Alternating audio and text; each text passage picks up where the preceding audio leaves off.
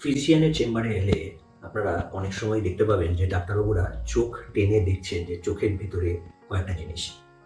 Basically চোখের checkup কিন্তু একটা খুব জরুরি চেকআপের মধ্যে পড়ে। তার কারণ চোখের চেকআপে আমরা কয়েকটা জিনিস বুঝতে পারি। চোখের নিচের দিকের অংশ যখন আমরা টেনে দেখি তাহলে কিন্তু আমরা এখানে রক্তাল্পতা বা অ্যানিমিয়া আছে কিনা সেটা বুঝতে পারি। আবার চোখের ওপরের দিকটাকে টেনে সাদা অংশটা যদি আমরা দেখি তাহলে কিন্তু আমরা জন্ডিস বা ইকটেরাস আছে কিনা সেটা দেখতে পারি।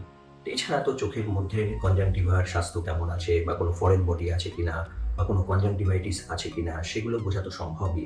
এছাড়া যদি আমাদের কাছে অপথ্যালমোস্কোপ বা চোখের ছোট যে কালো অংশটা যার মধ্যে মণি দিয়ে যেখানে আমরা চোখের আলোটা পড়া রেটিনার উপর পড়ার ফলে আমরা দেখতে পাই, সেই অংশটা দিয়ে যদি অপথ্যালমোস্কোপ দিয়ে আমরা চেক করি তাহলে কিন্তু আমরা চোখের রেটিনার ওখানে কোনো প্যাপিলিডিমা আছে কিনা বা কোনো ব্রেন টিউমার আছে কিনা সেটাও কিন্তু বুঝতে পারি। সুতরাং চোখের চেকআপ একটা ফিজিশিয়ানদের কাছে একটা অত্যন্ত জরুরি একটা চেকআপ, যেটা কিন্তু করা উচিত।